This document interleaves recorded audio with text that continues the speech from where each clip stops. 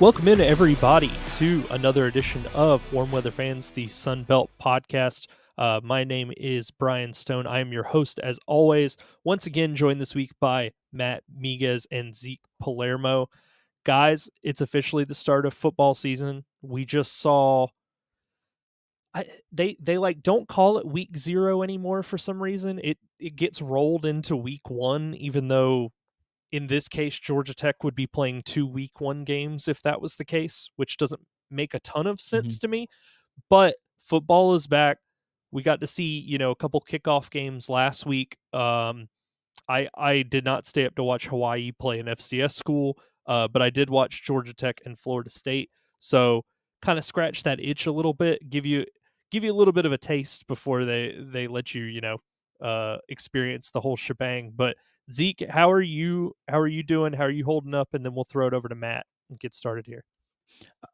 I'm doing pretty good. Yeah, I got a bit of that college football itch last week, but it's not quite Sunbelt stuff. I think we've got a fairly interesting slate of games. Especially early in the year, it can get kind of boring. I think there's 3 or 4 really interesting watches for even non Sunbelt fans. So I'm pretty pumped. Matt, how's it going for you? Oh God. Florida Tech, Florida Florida Tech, Tech. Georgia Tech, Georgia Tech, and Florida State was phenomenal. Even got to watch a little bit of McNeese and Tarleton State. Some little FCS action. Look, McNeese they were down 17 at the half, roared back, made it a 3-point game, couldn't seal the deal. Uh, Turned the ball over 4 times in the first half. So, law of football, you turn the ball over 4 times, and you only lose by 3. You probably should have won the game. But, I digress.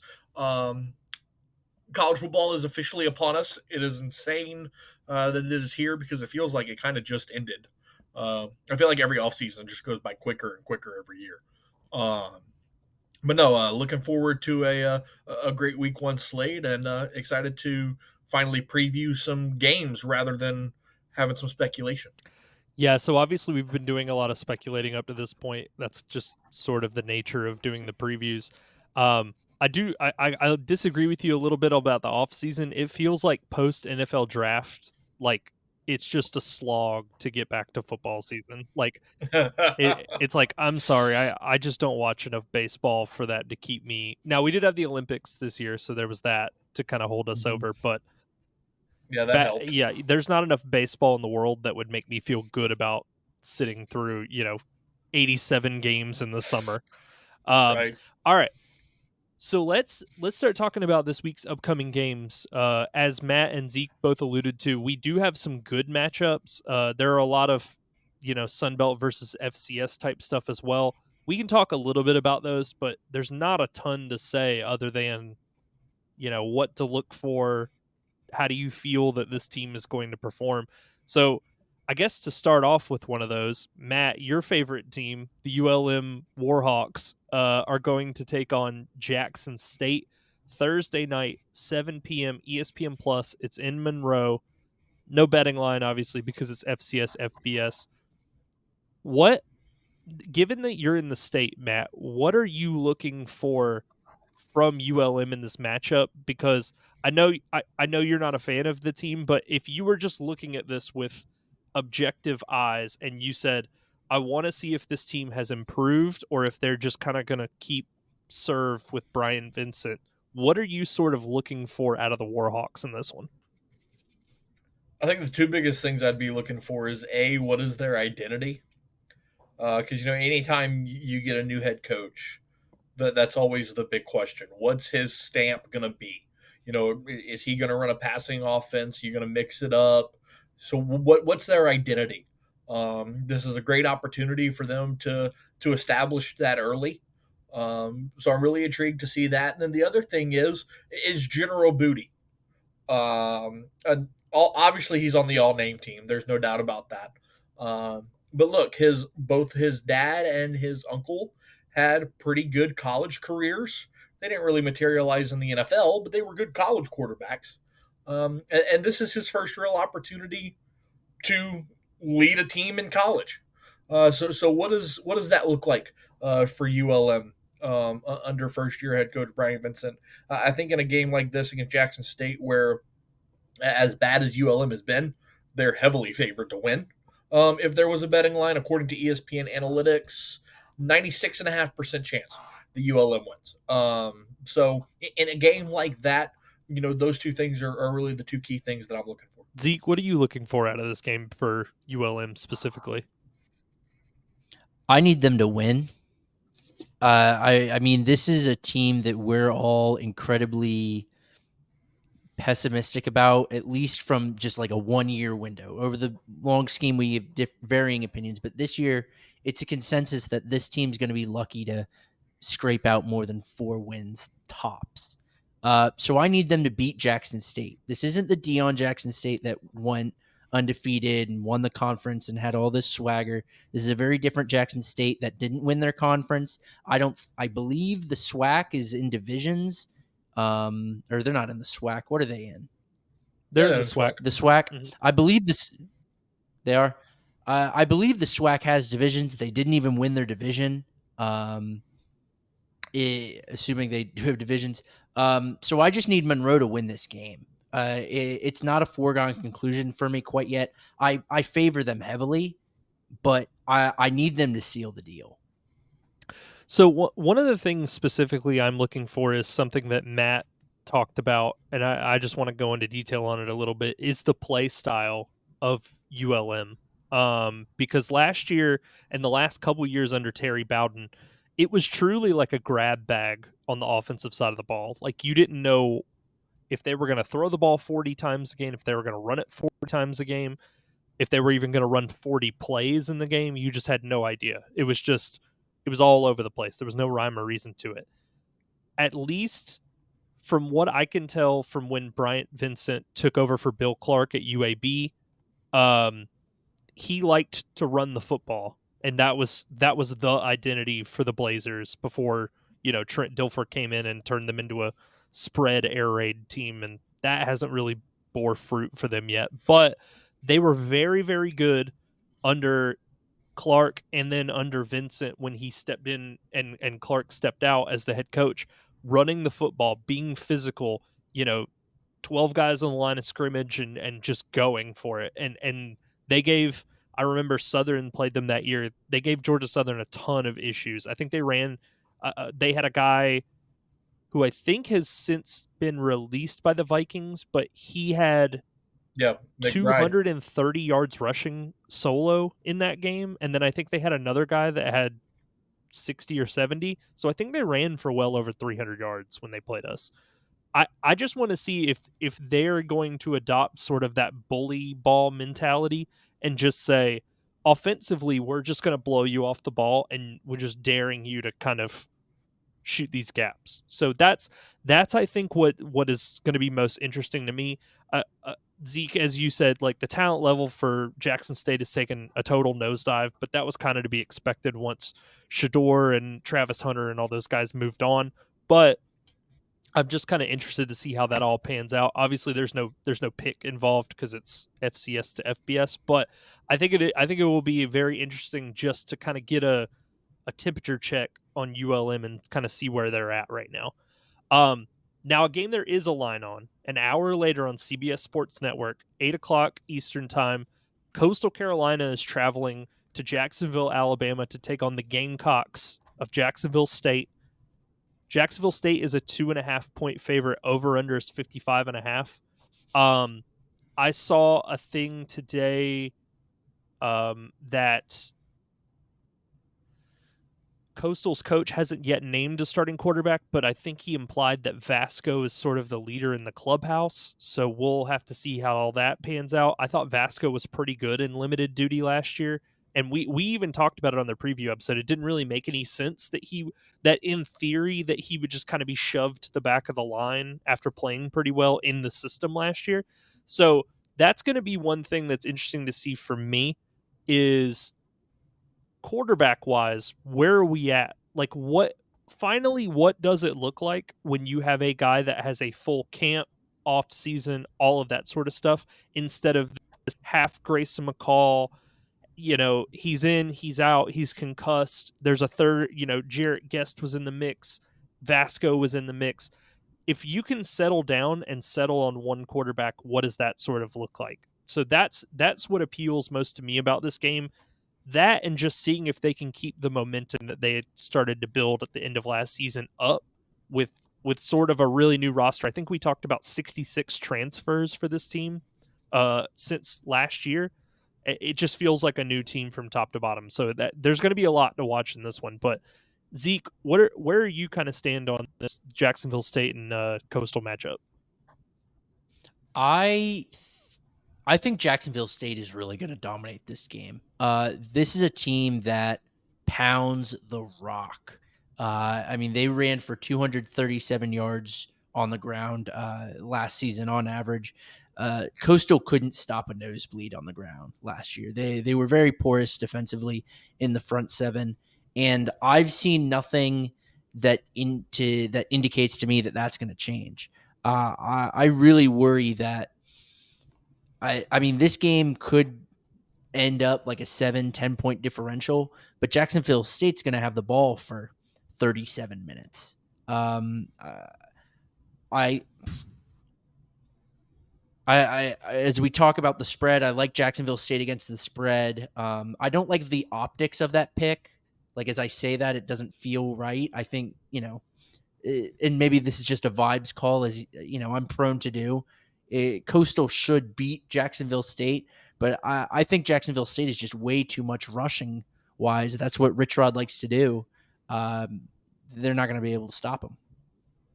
Matt? Yeah, Jacksonville State's a team that I got to watch last year in the New Orleans Bowl, and that's kind of I agree with Zeke. There is the way that Jacksonville State's able to run the football is going to cause a lot of issues for Coastal. And then the quarterback thing is interesting.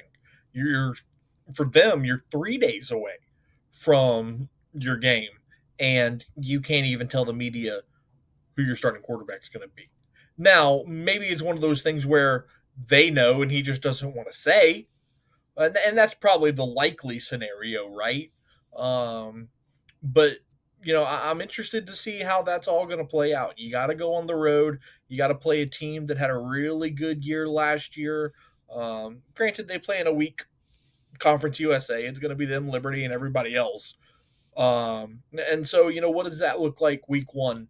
And because Tim Beck had a lot of expectation going into year one, and I don't know that he really delivered. So, what does year two look like for Coastal? They need to start off in a big way on Thursday night in Jacksonville. I mean, if I was to give him a grade on his first season, I probably would give him like a B- as a coach. I think there was just a lot of weird things that all happened kind of conflated around the same time, where it was like McCall wanted out. He was looking at Auburn and, going to play for, Hugh Freeze and those guys. And then he couldn't get out. So he came back and he plays okay he played fairly well for him, like early in the season. They lose a bunch of games for some reason. And then he gets hurt and they kind of put it together team wise later in the season. So it was just a strange, like, up and down. I'm willing to give him sort of the benefit of the doubt until I see one way or another this season. But again, I think the large amount of roster turnover, we'll have to see how all that churn, eventually pays off. I'm gonna make a pick here. I'm actually gonna call for the under here of 55.5. This could come back to bite me, but I think Zeke, unless Jacksonville State rips off a bunch of really long runs, if they want to control the clock and, if Coastal's run defense is as bad as it was last year, I think they're just going to try to keep Coastal's offense off the field. So, and also the spread's so tight, and we haven't seen either of these teams play. I'm going to take the under in lieu of actually making a pick on one of these teams, because I don't really have a feel for Jacksonville State or even really Coastal at this point. Like, we we don't know what kind of Coastal team we're going to get. Matt, I do want to throw it to you Yep. before we move on from this game. Do you want to make a pick on one of these, like over, under, or spread? I'm going to take Jacksonville State minus 2.5. I really liked what I saw down the stretch from them last year. I mean, they took South Carolina to the edge. Say what you want about South Carolina. That's an SEC team on the road, and you played them really hard.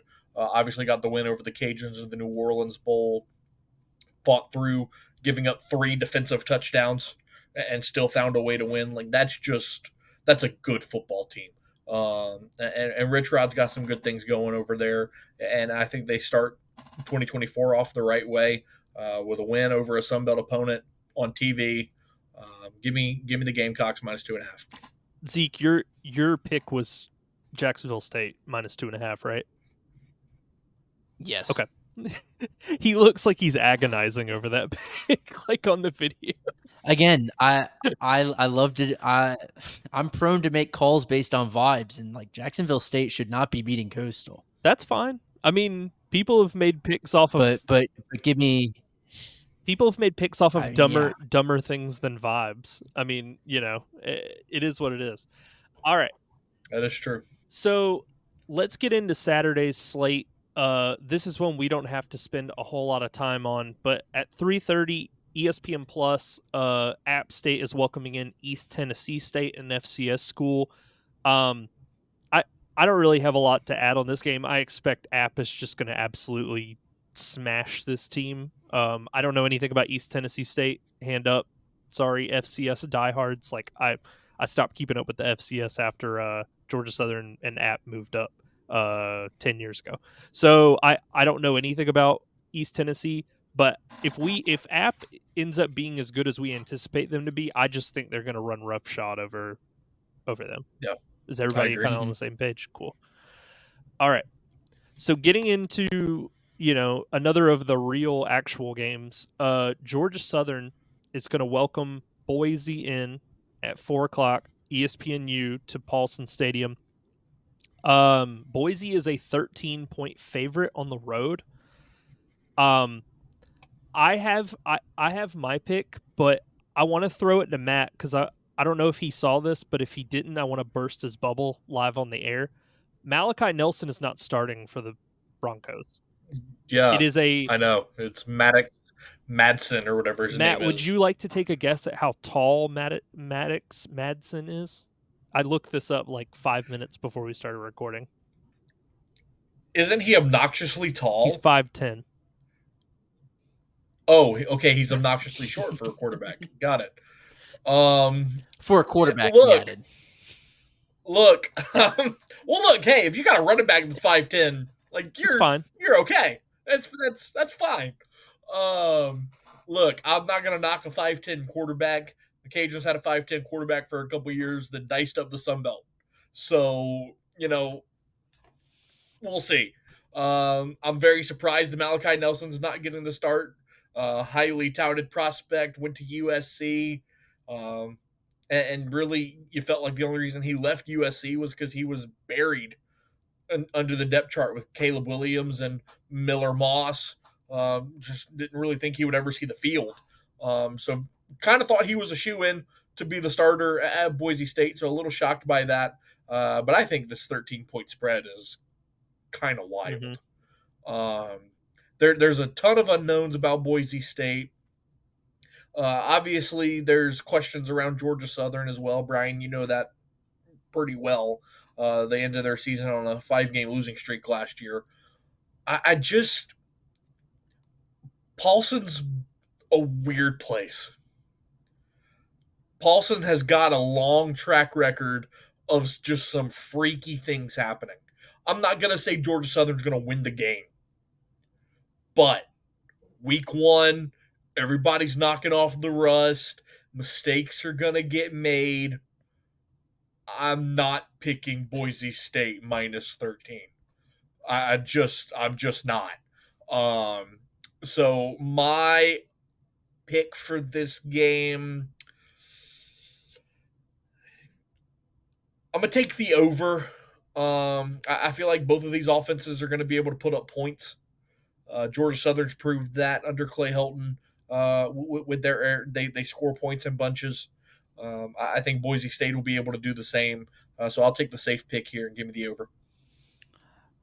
I think this spread is ridiculous. I mean, I feel like Southern could very much win outright. Uh, I don't know what about Boise and the Mountain West has created such hype. I think last week or 2 weeks ago, Matt, you'd mentioned that you think Boise could be in the playoffs this year. I I don't see it. I personally believe Southern not only covers. I think they win outright at home.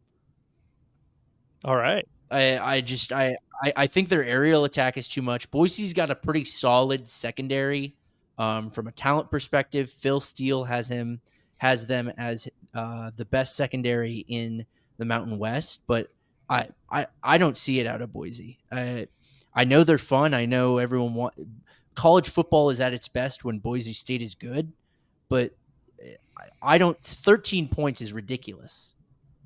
Yeah. I don't know where it's coming from. I agree. Where are the 13 points coming from? I don't know. I'm gonna go ahead and say I'm picking Georgia Southern plus 13 at home as well. For all the reasons Matt mentioned, I mean they're if you go look at their all-time win-loss record at Stadium, it's ridiculous. Like the difference between their winning percentage at home and on the road, it's got to be one of the highest splits like in college football, period. And I know other teams have really good home field advantages. Matt, your LSU Tigers, like I know Death Valley is crazy. However, LSU doesn't drop off a cliff performance wise all the time when they go on the road the way that Georgia Southern does. So that's part of the reason why I'm like, yeah, there is a real difference in playing these games at home versus on the road. For sure. Just a little background. JC French got named the starting quarterback.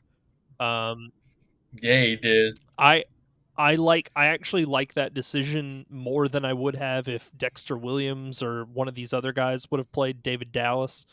I think he's got some real room to grow. French does. I think for one, he's not going to be as turnover prone as either Bryn or Van Treese were. I think he's got like a real not conservativeness, but I feel like he probably sees the field a little bit better than both of those guys and is less willing to just kind of chuck it up in the air and just hope somebody comes down with it, which sort of became the hallmark of the Georgia Southern air raid the last 2 years, which is just trust your playmakers, and sometimes it works and sometimes it doesn't.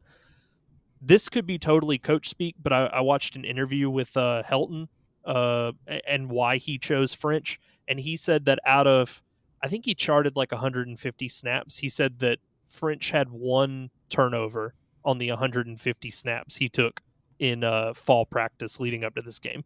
So it seems like the decision was pretty plain.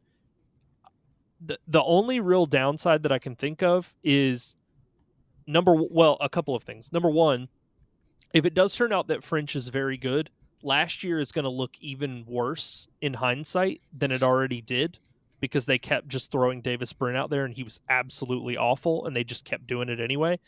And number two, I think Boise's running back is really good. Ashton Jaunty, I don't really know how to pronounce his last name. I think he's really good, and he's going to be he's good on the video game. He's going to be a problem for Georgia Southern to shut down because they really struggled up front, like being physical against good opposing running backs last season.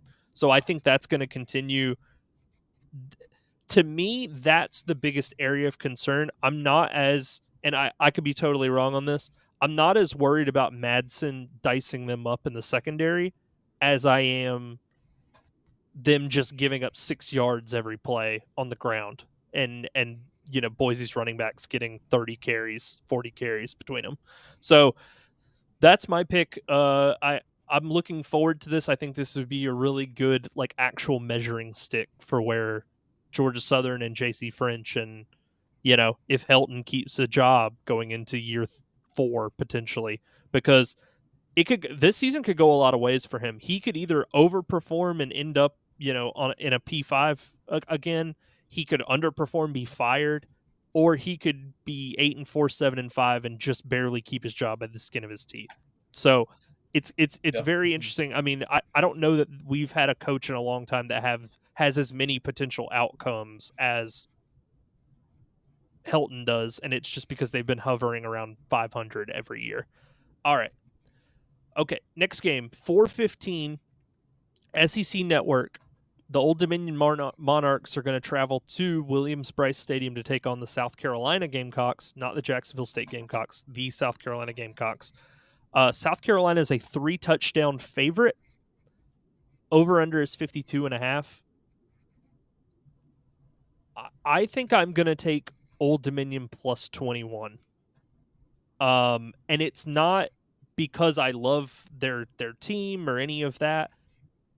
South Carolina has a history of playing down to these schools that they don't really have a business playing down to. If you look, they don't blow these teams like this out very often. So I think at the very least they're going to let Old Dominion hang around, and I wouldn't be surprised if they won by 2 touchdowns or 17 points or something like that. I just don't. South Carolina's never been the type of team that will just hang 66 on an opponent in the middle of playing a game for money. So Yeah, Matt, I would agree with that. go ahead. I would agree with that. I'll take Monarchs plus 21. Okay. I hear where you're coming from. Give me under 52.5 because while considering that South Carolina's not going to hang a ton of points, I'm not confident that Old Dominion is going to keep it within 21, but they're certainly not going to combine for 53. Old Dominion just doesn't have the ability to get those points on the board to get you up there to 52. So unless South Carolina hangs, 49 or I guess like 42 would be reasonable. There's no way that Old Dominion's doing the rest of the work. And as you just said, like South Carolina isn't going to go out there and put up 42. They're going to score 28 in the first like quarter and a half and then coast the rest of the way. Yeah, I mean they're just not, among the Oklahomas, the Texases. They're all in the same conference now, but those teams knew and still know how to step on another team's throat and really just run it up. And South Carolina does that thing, Zeke, that you described, where they get a little bit of a lead and then they just kind of totally take their foot off the gas. And we talked about it, when they played Jacksonville State last year. It was just they were just letting him hang around way too long to be comfortable. So that's sort of where I stand on it as well. All right, next game on the docket, 5:00, ESPN Plus. No line on this game. Marshall is welcoming in Stony Brook to open up its season. I'm probably going to take the only point that's even worth talking about in this game. What does Cole Pennington look like in an air raid scheme? Like, even against lesser competition. Like, I just want to see what it looks like because you don't have Rasheen Ali to lean on anymore. You don't have, you don't have Kalen Laybourne from 2 seasons ago. Like, he's going to have to make some plays in the air raid. The air raid is not the type of scheme where you just hide your quarterback. So, given how bad he was last year, especially touchdown to interception ratio, I'm just interested to see what that looks like. So I'll be keeping an eye on that one for sure, just because the scheme doesn't seem to fit the personnel. And we'll see, I guess, if that all bears out or not. So, do we have any? I mean, yeah, I think you're right. Marshall's story this year is quarterback play and, how that shakes out. And I think this is an opportunity against an FCS team. It's always beneficial because you get to try a couple arms. Each guy can get a quarter if you've got 3 guys in the race or even 2. So, you go see Pennington out there, you put out Mitch Griffiths for a little bit. So we'll have a better idea of, what this quarterback situation looks like next week after we see this week 1 play. I think Charles Huff's job's on the line this season.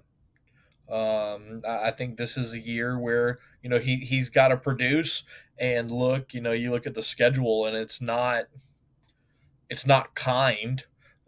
You got to go to Virginia Tech. You got to go to Ohio State. You go to Georgia Southern. Um, your conference schedule gets a little bit easier. Um, you play App, but it's at home. Um, you get ULM and Georgia State.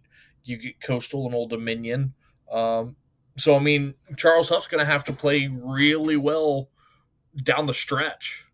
Uh, if he wants to keep his job. And is that Cole Pennington? Is that Mitch Griffiths? Is it maybe somebody else that we aren't talking about? That's what we're going to have to kind of figure out. But they're going to have to figure it out quickly because, like we said, after Stony Brook, you go to Blacksburg and Columbus. That's not going to be Well, that's brutal. I have two questions. I just want to double check on something. Wasn't Mitch Griffiths the one that stepped away from football? Isn't he no longer with the team? I thought that was. Oh, he is, isn't he? Doesn't Yeah. Am I tripping, or does he have cancer? That's right. So it is. Or is It's that just, a right. different? it's just Pennington then, right? I mean, unless you look at a guy like Braylon Braxton, a junior transfer from Tulsa. So no one that's like been in that conversation. Not Shoot, that's not right. that I've seen. Okay, so now again, that's why I'm so interested in this, because Pennington does not seem to be the guy that you want slinging it 45 to 50 times a game. Like, that just doesn't seem to be Mhm. it feel Conducive? conducive to winning. It feels like that could be a hindrance. Let's say. There's something that really quick. I just had an idea that I want to do with you guys. If we were to power rank, I want to go around to each person. If we were to power rank the three coaches that were in most danger of losing their jobs this year, from 3 being the least likeliest and number 1 being the likeliest, what would you guys' top 3 be like? Zeke, I want to Yeah. hear yours first. Okay. I'm having to run through the teams, right? I agree that I have my 3. I can go ahead and go. You go, Okay. because I got to run through these Okay. teams. I think number 3 is Clay Helton, and we talked about it. I mean, it's 2 seasons of average ball. If for some reason the JC French experience doesn't pan out, if they win fewer than 6 games this year, people are going to be at his house with pitchforks and torches. Like, it's going to be Mhm. it's going to be a bad time to be anybody involved with the Georgia Southern football program if they win fewer than 6 games again. Even if they win 6 games, there's going to be a lot of people that are ready to get him gone. 2, I would say, is Charles Huff, because we kind of talked about it on the Marshall preview episode. He basically has had one outlier season where they won 9 games, and then everything else has been hovering around 500. So if he continues doing this, it's that 9-win season is going to look more and more like an aberration than we originally thought. So that he's my number 2, and then number 1 is just Will Hall. I mean, I think it's a matter of when, not if, with Will Hall. I don't think the team's very good. The schedule's kind of hard. Like, I think there's just a lot of real problems here. And I know, Matt, when we did the Phil Steele interview, he gave us that little anecdote about Will Hall being like, if I can't win with these guys, I need to look for somewhere else. Buddy, you need to start speaking Boca Raton, because you might be out of a job very, very soon. Mm-hmm. Yeah, no, I agree. I'll go ahead and go because I've made up my mind on my 3. Mm-hmm. I'm gonna start from 1 to 3. Brian, I agree with you. 1 is Will Hall. I mean, his tenure at Southern Miss has not been good. His roster doesn't look like it's improved. There's just a lot of question marks and not many answers to be found in Hattiesburg. Number 2, I kind of have a 2A, 2B situation because I feel like they're both kind of in equal hot water, and that is Charles Huff and Clay Helton. I think they're in similar situations, right? They've both done some pretty good things, but nothing earth shattering. And so it's one of those things where you need a good year, but if you have a okay year, your AD might go, okay, well, maybe give him one more kind of situation. So we'll see. And then I think my third one, this may surprise some people. I'm going to go with Michael Desormeaux. 2 years of 6-7. It's one of those things where if he has an improvement, I think he's safe. But I mean, if you decline again and you go 5-7, 4-8, or worse, uh, uh, and look, as much as I love Mike, I just it's hard to justify keeping that when arguably this is the best roster that he's had. With two Um, proven guys who can play quarterback, no less. correct, Mhm. correct. Ben Woodridge was announced the starter today, so we'll see how that goes. Hopefully, he can stay healthy for the Cajuns' sake. But I don't think Mike's in severe jeopardy. But if this season doesn't go well, there could definitely be a conversation had. Yeah. So I think my 1 and 2, most danger, second most danger, are the same. Where it goes Will Hall, and then Huff/Helton because they're in similar situations. My three's Butch Jones. I've not been shy that I don't buy the Butch Jones hype. He had a good. I mean, 6-7 last year was good. If they go 5 wins this year, I think I don't understand the patience he's been given. He was not exceptional at his previous stops, so it's not like he's got a pedigree that you can lean on. I I I've not been shy about this. I think they win 5 games or less. He has got to go. I actually agree with that, honestly. 5 games or less, I'll agree with, but I just don't see a world where they win less than 5 games. Yeah. Here's the thing. That's the thing is they better not. I don't think they will, Their but they schedule's too better easy. not. Easy schedule. They've got Jalen Rayner, who's a freaking stud. They've got tons of receivers. Corey Rucker's back, I think. Like they've He got the is. guys. We've talked about this. I said this earlier. They've got the guys, but I'm tired of it. 5 wins or less. Butch Jones out of town. Yeah, the only reason I didn't throw his name in there is because I just don't see a world where they play that badly. Sure. Well, I'll say this. I didn't throw Desormeaux or Butch Jones in that pile for me because I just don't think there's a world where either of these teams really underachieve given how kind of weak the conference is overall. Whereas I have seen Helton and Huff and guys at Will Hall, guys like that, underperform almost against all odds. Like everything was going in Georgia Southern's favor last year when they were, I think, 6-2, and then they lose 5 straight. And the fact that in the back of Yeah, your mind that's always potentially in play makes me think that like the train can go off the tracks in Statesboro at any time. It's just trying to figure out if/when it's going to happen. All right. So that was a fun for little sure. detour. I just wanted to see kind of where everybody was at with the coaches and sort of where we stood on that. Um, Moving on to another 5 o'clock kickoff. North Texas is traveling to Mobile to take on South Alabama, a brand new South Alabama team. I think we said during their episode they returned 3 offense and 3 defensive starters, so like 6 out of the 22 possible positions. Did not play well last year, really underachieved. Um, Matt, you've had the strongest I don't know, opinion, hearsay, like I don't really know what to call what you've brought to Right. the table. Like it's not a rumor or a fact, and it's just like I don't know about this Major Applewhite character. I don't like the cut of his jib. Yeah. Look, we'll see. Um, we'll see how that kind of plays out. I really like Gio Lopez, a quarterback. I think he's a really talented player. And I think that the bowl win at the end of the year last year maybe gives them some confidence heading into 2024. And look, I'm going to be honest. I don't know a whole lot about North Texas. Um, South Alabama's a 5-point favorite at home. over under 65.5. That feels high. So I'm going to go ahead and take the under in this game, strictly because I don't know a lot about the Mean Green.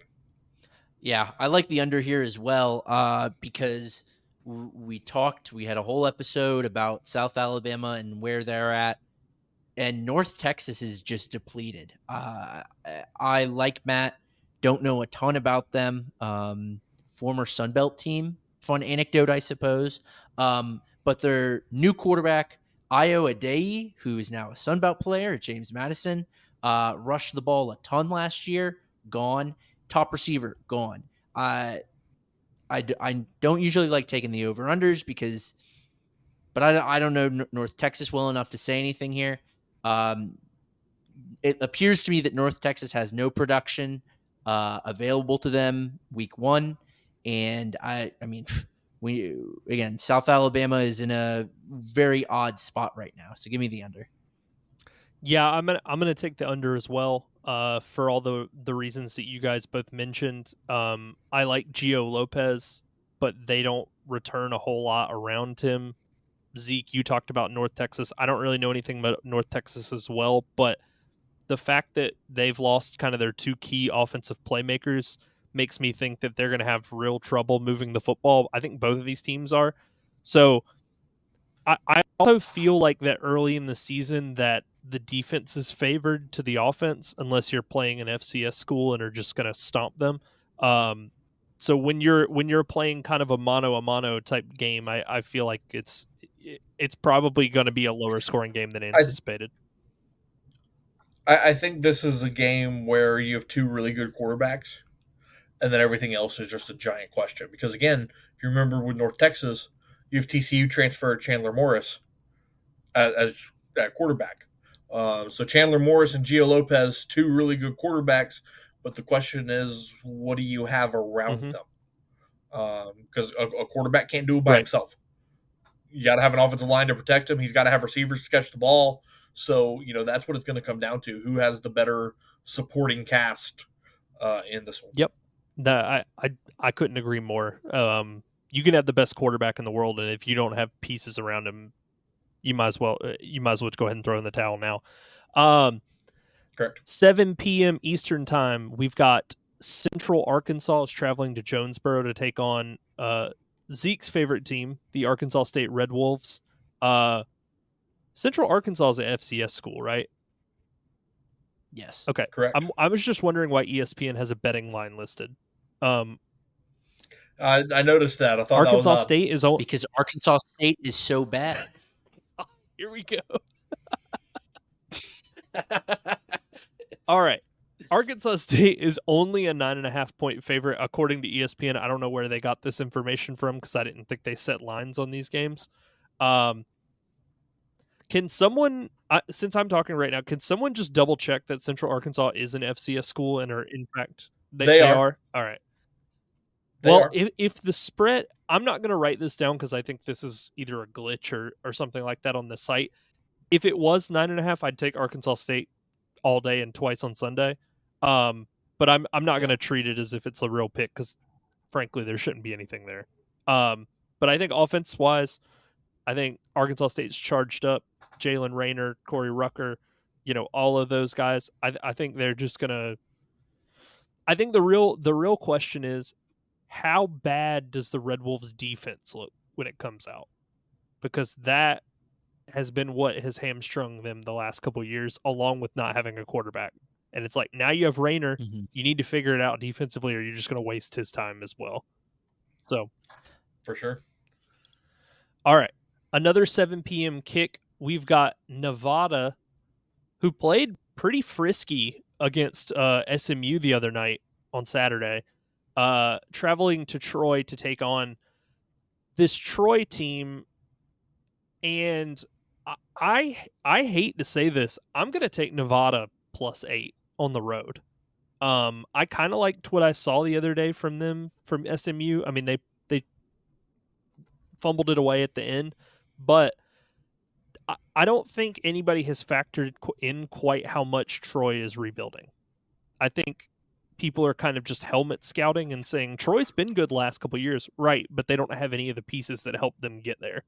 So I'm going to take Nevada +8. I don't know that Nevada ends up winning the game, but I could see this being a field goal difference between these two teams. Nevada would win the game if they were starting Chuba Purdy at quarterback. And yes, by the way, he is the younger brother of Brock Purdy. His name is Chuba. Chuba? Or Chuba. Chuba? It's like Chuba like doesn't matter. It's Still like Chuba awesome. Hubbard. Whenever Matt sees a fun name, he gets a Chuba. Okay. Always talking about the all name team, this guy. We're gonna have to put an E next to the episode title for this one. But Matt, if this keeps up, I don't know. I don't either. So I'm gonna transition because I'm uncomfortable. Matt, if we do talk about if Chuba Purdy follows his big brother's footsteps, that means he's absolute butt cheeks in college, and then he gets drafted to a loaded football team in the pros, and is going to be amazing. Yeah. I mean, what a way to carve out your football career. And look, Brock Purdy wasn't cheeks, and he was playing next to Breece Hall, and they were like struggling to win football games. Oh, I know the Cajuns, right? But that's what I'm saying. Like he played next to Breece Hall, and they were like barely edging out Big 12 schools. No, I mean I agree. Look, I think that Nevada's interesting. You talked about them playing against SMU the other night. Very, very close game. A lot closer than I think many people thought it would be. Brendan Lewis is obviously a quarterback that can do a lot. Threw the ball okay. Only 132 yards in the air, but he didn't have any turnovers. He threw for 2 touchdowns. He added 80 yards on the ground. So I think that that's an interesting dynamic. And then with Troy, how do they look under Jared Parker? What is Goose Crowder able to do at quarterback? How do they, kind of go through this transition? That's going to be interesting to see. I don't have a whole lot of, thought on this game based on what I've seen already. I would probably have to take Nevada +8 in this one. And I mean, obviously hoping to see good things out of the Trojans on Saturday night. Nevada, let's keep in mind a very poor Nevada team over recent years. 4 wins over the past 2 seasons. I think I do want to correct something I said earlier. I said it's not Mitch Griffis with cancer. It's Chris Lewis. Mitch Griffis just left football for some other unknown reason. Mm-hmm. I think Troy, a step backwards, is still better than Nevada. They played frisky. I mean, they were like 28-point underdogs to SMU and then played them within 5 points, which is exceptional. While obviously down on Troy compared to recent years, I think they still have pieces in place. Like the infrastructure is still there. This is not a team that, while saw large turnover, I don't believe was as decimated as, say, a James Madison, where, I mean, that entire roster is gutted. There is still infrastructure from that old Troy regime there. So I like Troy here. I think it's very feasible that Nevada covers. I'll still take Troy for our records. I think it's very feasible, but I think Troy wins this for sure. Yeah. I'm not saying that Troy wouldn't win this. I just don't think if they did that they would win by, almost double digits is what's kind of implied here. All right. A 7:45 kickoff on SEC Network. Southern Miss is traveling to Lexington to take on Kentucky. From the Sun Belt perspective, I think it's about the only game of the weekend where we just feel like the Sun Belt team just is going to absolutely get crushed. Because we frankly don't feel that, South Carolina is going to do that much damage to Old Dominion. So I'm not impressed with it. I haven't been impressed with anything that Southern Miss has given us in the last couple of years, and I don't really foresee any reason for it to Nope. change until I physically see it, like on Saturdays, especially with Frank Gore Jr. Now playing for Zeke's team, the Bills. I mean, it's like a even worse version of what Marshall is dealing with, and I don't know. Like I just Oh, it's yeah so bad. I don't think that this is one that we have to spend a whole lot of time on. I think we're all three in agreement that Kentucky is absolutely going to roll. yeah. I mean, Yeah. I just don't see a way in which Southern Miss puts up enough points to even make this semi-competitive. Correct. For a pick perspective, I will take Kentucky minus 28. Agreed. Zeke, Yes. I'm looking through their history because when you've got this type of spread as we talked about earlier, it's important to just figure out whether it's in that team's DNA to roll teams or not. And Kentucky's a bit of a mixed bag. I mean, as recently as what is this 2021, they played Chattanooga within 5 points. But I haven't my Southern Miss thoughts are well documented. So give me Kentucky. okay. 8 o'clock on ACC Network at Bobby Dodd. Zeke, it is your Georgia State Panthers traveling to take on the Georgia Tech Yellow Jackets, having just come off of a big win over Florida State in Ireland. Walk-off field goal. Zeke, I hate to say this, and I'm pretty sure you know what I'm going to say. Georgia Tech is absolutely just going to run the ball straight down their throat for 60 minutes. I mean, it's going to be really ugly, I think. This game has the makings of an upset in inner city. I mean, these stadiums are within 20 minutes of each other. Georgia Tech coming off a huge win. Like this has the brewings of an upset, except Georgia State sucks. Like the line's 21. I don't know if they're going to score 21. That's fair. I mean, there are the Georgia State contingent on Twitter. Certain folks in particular, Brian certainly knows what I'm talking about. Are gonna be banging the drum all day, but Georgia State might be lucky to score 2 touchdowns here because Georgia Tech, as you said, is just going to absolutely pound the ball, hold the ball for what is it? I said 37 minutes. Jacksonville State was going to have the ball against Coastal. Tech could have 40 minutes of the ball. I mean, easily. If this Haynes King's legit. This Georgia Haynes King's legit. This Georgia Tech team is legit. I obviously it was an upset over Florida State. This Georgia Tech team is legitimate, and will win the ACC probably within the next 3 years. This team is real. Matt?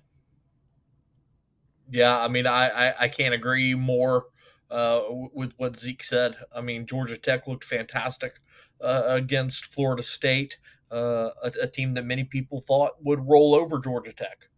I wasn't one of them. I didn't think that Florida State was going to be all that great, and I was really liking what I saw out of Georgia Tech's offense. On paper coming into this season. And so, like I said, I really liked what I saw in motion on Saturday. Georgia State, I just don't have any confidence in them in year one. Do I think that they get better in return to being a top team in the Sun Belt East? Yeah, I do. But year one under Del McGee, probably not. And I just think that Georgia Tech's going to pretty much do whatever they want against Georgia State on Saturday. So I'm going to take what's the 21 line? and a half. 21. Yeah, I think I'm going to have to take that. I'm taking it as well. Georgia Tech minus 21 and a half. Zeke, I can already tell you what the playbook is going to be, and you know what I'm alluding to back as well. I think the playbook is going to be hype them up, hype them up, hype them up. They get smashed. Oh well, this team just just beat Florida State last week. Nothing to worry about. Nothing to hang your head about. I think that's going to be the frustrating. And every fan base has one, but it's super frustrating. Sure. All right, Matt, we don't have a lot to talk about here, but your Louisiana Raging Cajuns are welcoming in Grambling, 8 p.m. Eastern Time, ESPN Plus. I don't have anything on this game, like other than Ben Woldridge has been one out in the quarterback spot, but kind of give us both of us. I mean, like what you're sort of looking for in this matchup. Hey, the crowd will be nice. Because if you don't know, Cajun Field is still severely under renovations. It is a construction zone. Capacity has literally been cut in half. Cajun Field will only hold about 20,000 people this year. Um, and, when you look at Grambling, they're a very passionate fan base. They travel well. This isn't a very far drive for them. It's about 3.5 hours. They're going to bring their band, which is always fun. Their band's about 500 members strong, so that'll be a sight to see for sure.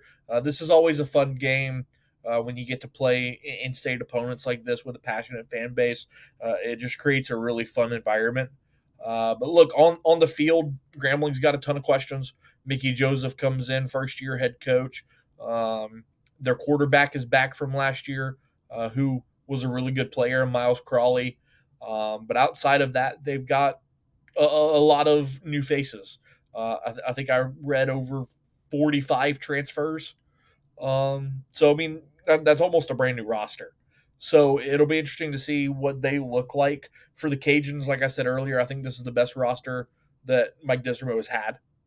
I mean, there's talent up and down the board.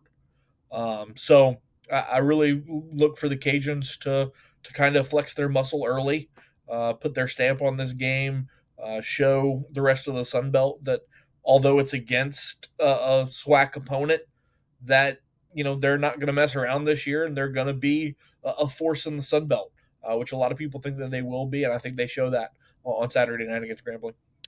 Grambling, at the very least, is going to bring their marching band, which is going to be Yeah, fun for halftime gonna be and all fun. that sort of stuff. But yeah, I think Louisiana is going to run them out of the stadium. But yeah, Zeke, I meant to ask you about this.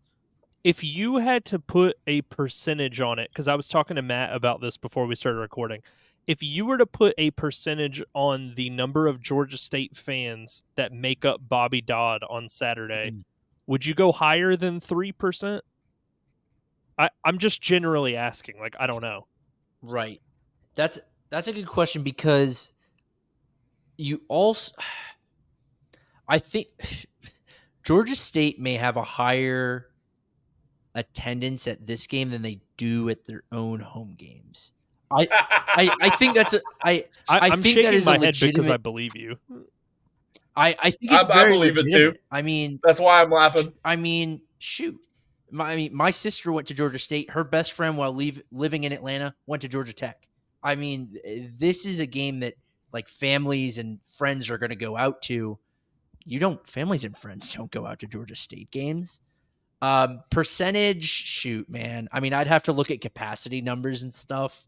But Let's see. I'll tell you right now, I give it a 60-40 chance there are more State fans at Bobby Dodd than there will be all year at Center Park or Turner So Field.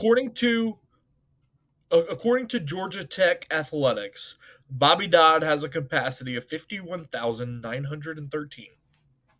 51,000, 3% of 51,000 is what, 1,500? Yeah. Yeah. You don't think they're going to have 1,500 fans there wearing blue or bright blue? I hope. I would hope they do, but I don't know. I mean, like, yeah.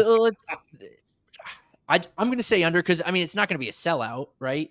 There's going to be, like, we're certainly not going to capacity.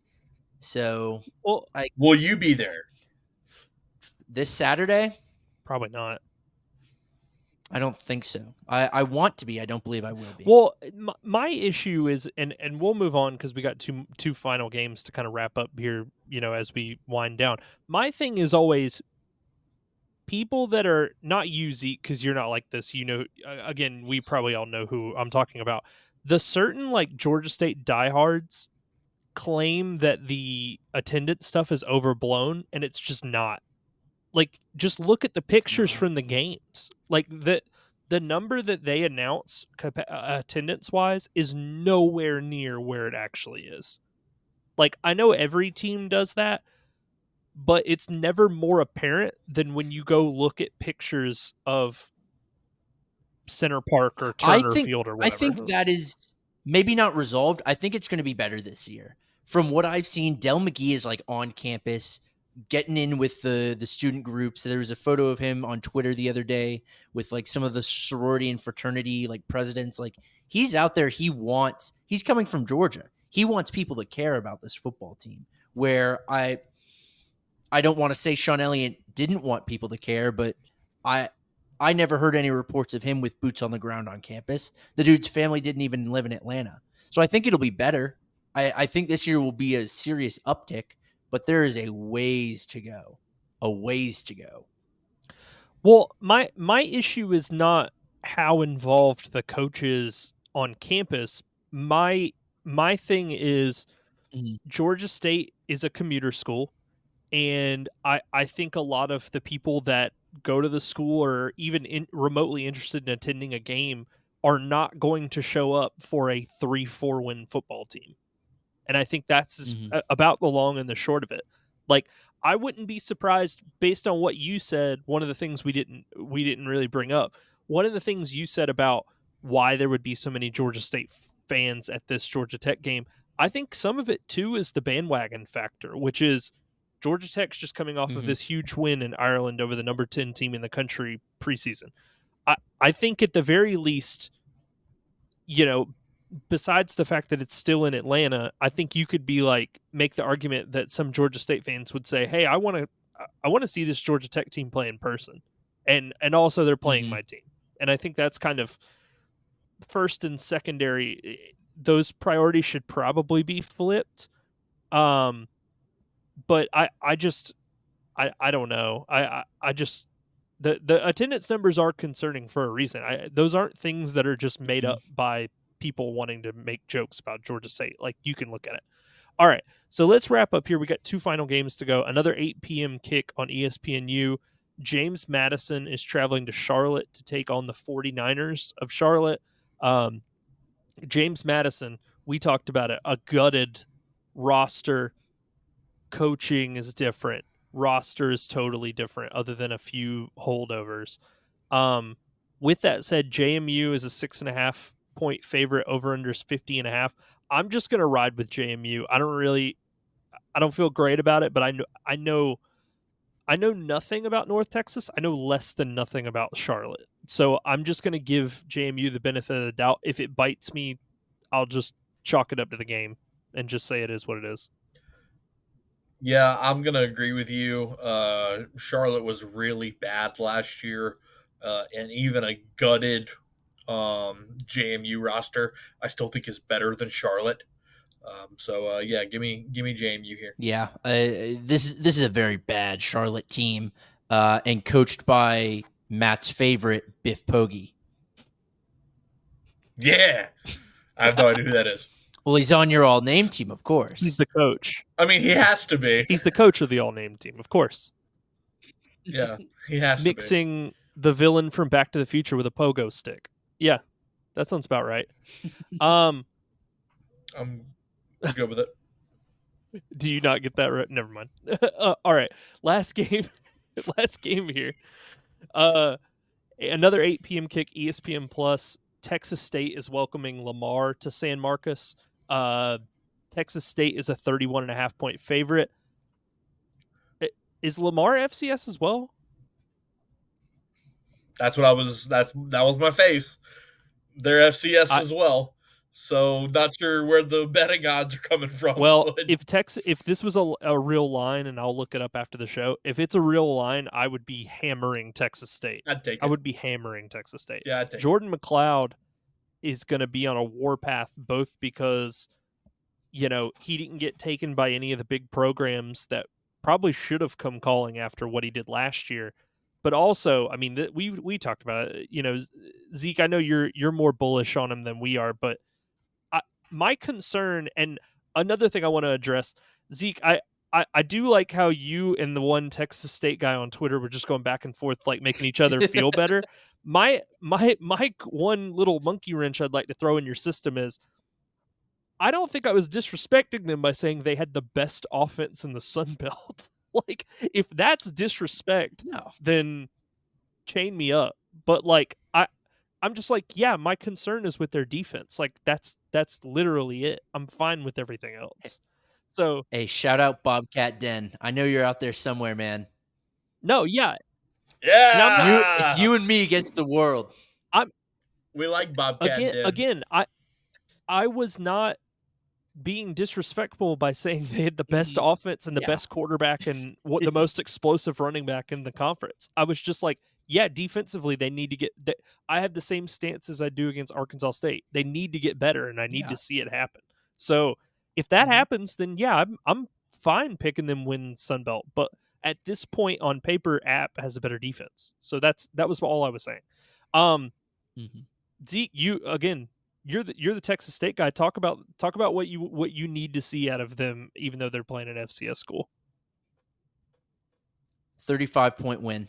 It's not what I need to see. It's what I will see. 35 points. And I don't doubt that. Again, like the only criticism I had was how are they going to perform when they're playing the other best teams in the conference? Not are they going to beat Lamar by 3 touchdowns? Like, yeah, they will. Like that. Yeah. I don't have a question about that. 49-14. I mean, I like that. 56-10. That's what that. Oh, I like that even more. I think Ismail Mahdi. Oh. I think Ismail Mahdi, if he gets a full complement of snaps, I think he could average 10 yards a carry in this game. Like he was hyper efficient last year, and the Lamar team, no offense to them, are just kind of like lambs being led to slaughter in this one. So I think there's way too much to contend with for them. All right. So that does it. That's all the games for week 1. We've talked through, pretty much every possible angle. We've talked, coaches that are on the hot seat. We've talked crowd turnouts. I think we've hit like on a lot here. Matt, do you want to kind of throw in any last final thoughts and then let everybody know where they can find you on social media, and then you can throw it over to Zeke? Looking forward to a fantastic weekend of college football. I've just got to say, watching College Game Day over the weekend while they were in Ireland, the duo of Nick Saban and Pat McAfee is going to be television gold. Well, did you see what I tweeted out on Saturday? Yeah. Oh yeah. How long until Nick Saban reaches over and just tries to strangle him? Like how many weeks? It's going to be fantastic. I can't wait to see it because it's going to happen. Pat's going to say something and Nick's just going to reach over and it's going to be awesome. But anyways, you can find me on social media at MiguezMatt. Got some great stuff coming soon with college football getting fully underway. So be on the lookout for that. Yeah, I'm on Twitter as well at Zeke Palermo, ZekePalermo. There's certainly some folks out there that are going to the Georgia Clemson game at noon in Mercedes-Benz, getting lunch, and then heading over to Tech. So I wish I could be doing that with y'all. That sounds like a great time. That sounds like me asleep like the second I get in the car to leave Bobby Dodd. Oh yeah. I can't. I've never pulled. Oh, yeah. I've never pulled the elusive doubleheader college football game. So usually one is enough for me. Tailgating wise, specifically. Yep, no, I feel that. Well, that Georgia Clemson game will be high energy, drain a lot out of you, and then you can go watch State get rolled. You can kind of kick up your feet, eat some Chick-fil-A, maybe go get the varsity at the concession stand. All right. As always, you can find us on Twitter, the show at Warm Weather Fans. Oh, sorry, X.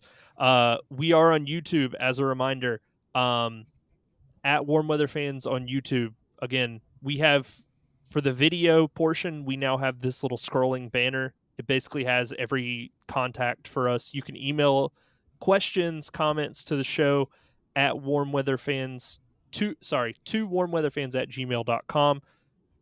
Feel free to send those over. Feel free to tweet at us. We appreciate everybody that listens to the show. Please rate, review, subscribe at your podcatcher of choice. And again, you can always catch us on YouTube. We will be back next week to talk over all of these week 1 games and then get into week 2 on Warm Weather Fans.